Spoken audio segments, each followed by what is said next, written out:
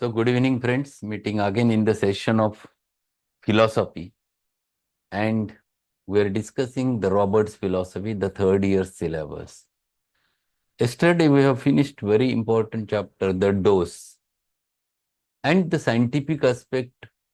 Then the reference with Organon, reference with chronic diseases, reference with Boningus's therapeutic pocket book. Robert has tried his level best to explain the concept of dose to everyone. Similarly, he starts explaining about the remedy reaction. We know there are 12 observations which Kant has elaborated in his philosophy regarding the remedy reaction. The same, the Robert explains over there with his own thoughts. And that's why we have to learn that aspect, and which is of having a big practical value in our homeopathic practice. So we'll start with this chapter, remedy reaction. Question arises, what is the remedy reaction? Or when what exactly mean by it? First, we'll understand it from Robert and then we'll discuss about it. So, chapter number 14, the remedy reaction. One of the first things required of a homeopathic physician is that of his powers of observation shall be highly developed. First quality in order to get observe the remedy reaction is the powers of observation. Very, very important point which he has explained over there. What do you mean by powers of observation? So when you deal with the patient, you have to look toward the patient and you have to observe many things.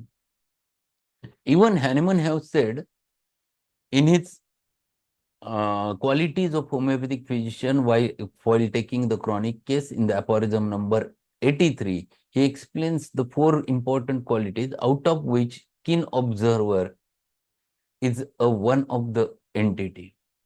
And same is true here also when you deal with the cases where you have to see or you have to observe the remedy reaction. So, the powers of observation. His powers of discrimination. Discrimination means to differentiate from one thing from another thing. In Marathi, you called it as a भेदाभेद जानणं, दोन गोष्टींमधला भेद जाणणं. Same thing, that is you must have a knowledge to differentiate between two things. His powers of discrimination should be very keenly attuned. First, that he may observe the patient in the analysis of the symptoms and the selection of the remedy. And second, that he may have the keen perception of the import of the symptoms after the remedy has carefully selected and administered. So, see what he wants to explain. He wants to explain that this observation as well as the process of analysis should be very much developed in the homeopathic physician. So you should be able to analyze whether your remedy is acted properly or not acted properly, whether it has produced any change or not. If there is a change, whether it is going in right direction or whether it is going in wrong direction. The analysis is necessary. And for that purpose, first thing is that observation, and second is perception and discrimination. After the administration of the simillimum, some action should result. So when you have selected a certain remedy, for example, a patient who is suffering from gastric ulcer and for whom you have selected a certain remedy and you have given it to the patient. First important thing is that whether your remedy has shown any result over there, whether it is positive, negative, status quo, whatever it may be, what has happened after the first medicine. So after the administration of simillimum, some action should result.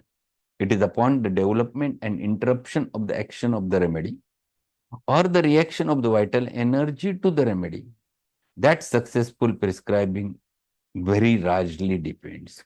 So there should be some reaction on the part of patient when you have selected a certain entity. So, for example, for round ulcers of the stomach, you would have selected calibicromicum, and if you would have given calibicromicum patient, you must expect something, what is happening after giving the medicine. So that's what the first important thing which one must notice. Then he says, what are we to expect after the remedy has been administered? Ekda remedy dili, once you have given the remedy, what is the reflection? That's what you have to look for. That's what you have to watch. According to Hahnemann, the nearer similar remedy, the more reaction we expect. He has taken the reference from Organon, aphorism number 154-55. And what she says, Hahnemann says that more simillimum is there. So maximum simillimum always produced a reaction over there. More reaction we may expect. If the exact simillimum is found, we are apt to get a slight aggravation before relief comes. If you would have given a right remedy and simillimum is too good, what do you expect? You expect a homeopathic aggravation.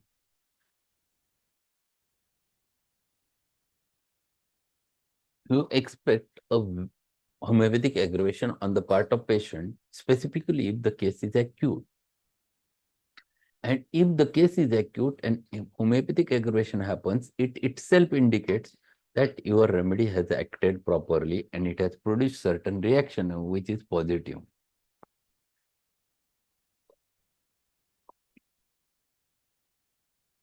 So there is always a first slight aggravation followed by relief.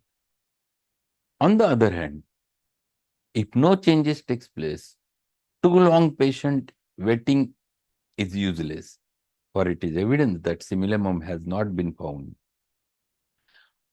So if there is no change after giving a prescription, it indicates that your remedy is not at all simillimum. It indicates that you should not wait too long.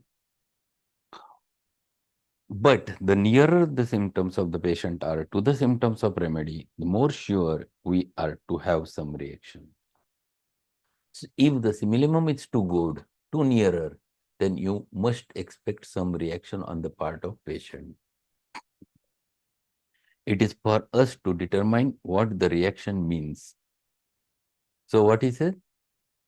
It is for us to determine what the reaction means.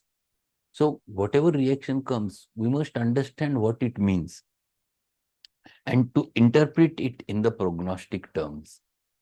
So this is very important. Our prognosis totally depends upon the reactions. Our prognosis depends in understanding what reaction comes out. And that's why we have to analyze, we have to understand, we have to pursue those reactions, and then on the basis of that, you predict certain prognosis. Whether the prognosis is good, prognosis is bad, prognosis is status quo, that you can think about the reaction on the basis of reaction. We must be able to listen to the patient's report and from it and our powers of observation to determine what the remedy is doing. So it depends upon what patient reflects. First important thing, you have to watch how the patient comes to you. In which mood does he comes to you. Second important thing, then you have to see what he says. And third important thing, what you perceives. Three important parts which are necessary to understand in the follow. Then we can determine what our remedy is doing, whether it is going in proper direction or not. We know that when the remedy acts, the symptom will change. It in either character or degree. There may be a disappearance of symptoms. There may be amelioration of symptoms or increase of the symptoms. And these changes are the manifest action of the remedy on the vital energy or vital force. And it is these manifestations we must study. So when you give the remedy, you have to be watchful what remedy is doing, how the patient is reacting, whether there is any change in the symptoms, if there is any change, in what direction, whether it is aggravation, whether it is amelioration, whether there is a disappearance of the symptoms, all things which you have to look for. And these are the reactions which you have to understand first. You have to perceive first. And once you perceive, then you may think. that whether your remedy is right or wrong and what to do next. So second prescription always depends upon this, and that's why it is so much necessary to understand the remedy reactions. Among the most common reactions after the remedy has been administered is aggravation or amelioration. Most common is either aggravation, either amelioration. Two important things. Now, there are two types of aggravation, either of which may manifest. There is an aggravation which is an aggravation of the disease condition in which the patient grows worse. There may be a very different type of aggravation in which the symptoms are worse, but the patient is growing better. He will say, I feel better, doctor, but such and such symptoms are worse. The aggravation from the disease state is an indication that patient is growing weaker and therefore the disease state is growing stronger while his vital energy is ebbing. On the other hand, the aggravation of the symptoms while the patient reports himself as feeling better is an indication that his vital force is being set in order, but individual symptoms may show an aggravation. So there are two types of reactions at the level of aggravation. First aggravation is called as a homeopathic aggravation. What it means? It means that symptoms of the patient, they are worse, they are little bit aggravated. But in general, at the general level, patient is feeling better. So this aggravation is the homeopathic aggravation, and it is a good sign that we are on right path. Whatever the remedy we choose is working clearly and it has produced desired change. Specifically, this homeopathic aggravation happens immediately in cases of acute disease. But in chronic diseases, it never happens so immediately. It takes long time, and when patient has to get completely cured, before that, there is an aggravation happens in chronic cases. So these two things one must know. These two things are very much necessary to understand in acute as well as in chronic. Second is called to be a medicinal aggravation. What is medicinal aggravation? Medicinal aggravation is the aggravation where new symptoms arises. Patient in general feeling is not good. Even though his symptoms, sometimes the original symptoms may disappear or some symptoms disappear, but he is growing worse and he has developed many new symptoms. This type of aggravation indicates that it is because of wrong medicines which you have chosen and because of which there is a medicinal aggravation. So these are two common reactions which you can observe generally in cases of the patients. Then he further says, we must also observe how the aggravation or amelioration occurs and the duration of these periods. So how much time does it persist? How much duration does it persist? In this connection, we must always bear in mind that it is patient's welfare we are seeking, and it is for us to determine whether he is improving or declining. So you have to analyze, you have to think, you have to find it out it for the purpose of understanding whether you are doing well, you have choose the right remedy or wrong remedy. So on the part of patient, you have to look for it. Sometimes he will say that he is weaker. Yet on analysis of the symptoms, you will find this is not true. The story of the symptoms is oftener. The story of the symptoms is often of greater importance than the patient's opinion. After we have assured him of amelioration of his condition and called his attention to the particular instances of improvement, he will feel better immediately. So there are certain patients who are malingering, attention seeking. And what do? Even though they are feeling better, many times they say, doctor, there is no change. Nothing is happening. Your remedy is not doing well. But when you go symptom by symptom, you go on asking, yes, this you had last time, how it is. And he says, yes, doctor, this is better. Then you ask for second symptom. Again, he says better. And at the end, you ask him, you are telling everything is good. And then why you are saying you are doing not doing well. Then patient says, I felt that you will give me a strong dose. That's why I feel I have talked like that. So many times you might get deceived because of it. And that's why in follow-ups, you should not be casual enough. You should go with each and every symptom. Ask regarding that, how patient feels regarding that symptom. And when you take it in such a manner, then you will understand exactly the patient's condition.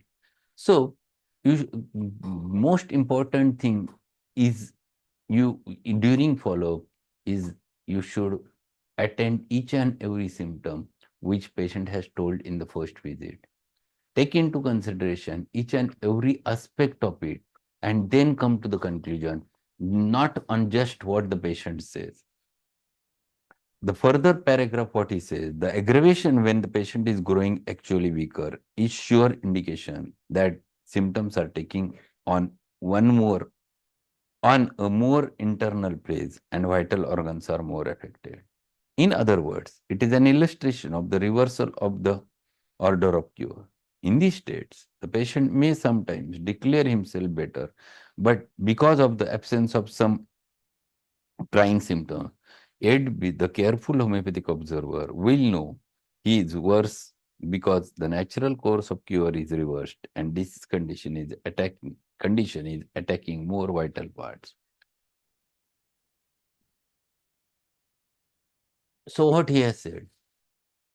He has said over there that it is many times patient on the part of that how to say, patient says, I'm feeling better. And if you go on observing and learning with symptom by symptom, then you will understand that what patient told is wrong and his condition is getting worse. So this is vice versa to the first condition. And here the problem is getting more and more worse. It is going from less important organ to the more vital organ. And if it is so, then you should be quite careful. And for that purpose, one should not get deceived because of the such patient's reactions. By these differentiations, we know whether the patient is progressing or retrogressing. In many of these cases, there is corroboration between the patient and the symptoms in the mind of the patient himself. And just insofar as there is a corroboration, the truth of his observations is valuable.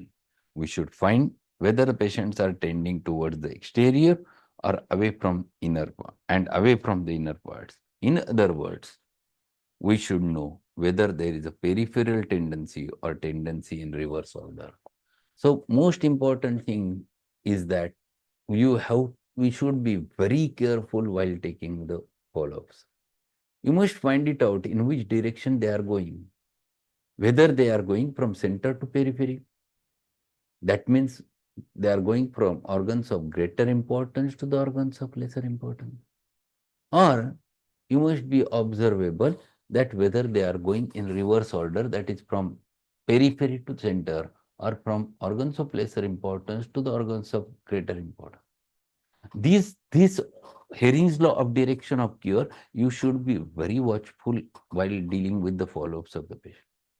Because on the basis of which your prognosis depends and your prediction depends and your next prescription depends. So actual practical application depends upon that, and that's why this is too important to understand what is happening with the patient. Your approach should not be very superficial. The aggravation of the disease state may come from an incurable state which is stirred to its foundations by the potentized remedy. And unless the remedy is counteracted, disease will become worse and more rapidly approach a fatal termination. In borderline cases broadening or the fatal termination, the use of extremely high potency may react on the vital energy so deeply as to cause an aggravation of the disease, whereas more moderate potency, say the 30th or 200, would not give such a dangerously powerful effect. However, no fatal aggravation will occur unless it is already foreshadowed by symptoms manifest in the patient. The potentized remedy will never produce a fatal aggravation or a destructive aggravation that would not have been possible and even probable from the symptomatology, but it may and often does when used without discretion speed the case to a fatal termination. In other words, a single dose of high potency will not produce disease condition. It has the power to develop conditions that are already present if it is used carelessly or ignorantly. More for careful study might reveal the indications for less deeply acting remedy, which, when administered, would greatly mitigate much of the fatal suffering. Now he is explaining related with the first remedy reaction. How this has happened? Patient is having a very advanced pathology. For example, patient is having a very severe carcinoma of the liver, and you would have chosen a remedy. For example, your remedy is lycopodium, and you have selected lycopodium on the totality, the constitution, and everything. But you are ignorant while using how the lycopodium is used. Second important thing, you are not aware about potency selection.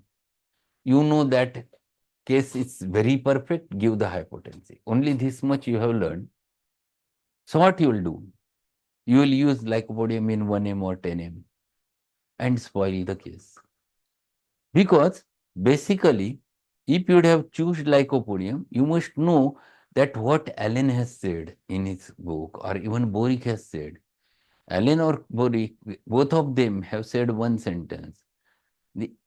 Unless and until you are very specific about the simillimum about lycopodium, you should not use this as a first remedy to start the treatment with. This is the sentence which he has written in Allen as well as written in Boric. You should start with any other antisoric and then come to the lycopodium. If you are damn sure, you must start treatment. Second important thing, you must know that if pathology is advanced, you should not go directly with high, because that high potency will stimulate the already increased pathology, and which gets aggravated, stimulated, and it further progresses. This is the common thing, common mistake can happen because of not having knowledge about the potency selection. In such types of cases, if you would have selected lycopodium and you are damn sure about lycopodium and pathology is advanced, it is better to start with LM. It is better to start with LM, then gradually go on increasing, and so that it is the mildest potency which will not cause directly a severe type of fatal aggravation. And such a thing one must know. If you are ignorant about this, it is a big crime. And that's why potency selection, you must be very, very, very careful. In such types of cases, if you don't have LM scale, at least you must start with the very lowest potency, right from 6C or even 30C. Should not go for high. So this knowledge is necessary. Otherwise, such types of fatal aggravations can occur. So what he says, you should not give it in high potency and the single dose. It is better to start with low potency in such types of cases, and gradually you can go increasing the potency if pathologies are advanced. Two things you must know: for what purpose you are giving the remedy, what is the pathology, how much it is advanced. And second important thing, you must know what remedy you are using. If you read the Calicarbonicum or phosphorus or tuberculinum and read under the dose what Boric has said. Boric says over there, in active tuberculosis, one should be very cautious while using the phosphorus, otherwise you should not. Same is true for the Calicarbonicum, same is true for the tuberculinum. In fact, Boric has mentioned tuberculinum as a remedy, small, but dose has mentioned nearly about 3 pages. Why? Because you must know the remedy properly, how much potent the remedy is, and what damage it can cause. So such a things are very much necessary to know. So we must be careful regarding it. while administering the remedy. And that's why last sentence which he has said over there, more careful study might reveal the indications for less deeply acting remedy, which when administered would greatly mitigate much of the fatal suffering. So this last sentence is very important. You must administer it in a proper potency. So we have started with the introductory part of the remedy reaction from this H.A. Robert. Uh, we'll meet directly on Monday with the remaining part of the chapter. We'll go ahead with that on Monday session. And today evening, again, we're going to learn very wonderful remedy and useful remedy in practice. That is picric acid from Allen's notes, and if time permits, even from Borix Mater America. So that's all for today. Thank you. We'll meet again at 8:15. Thank you very much, sir. Thank you, sir. Have a good evening.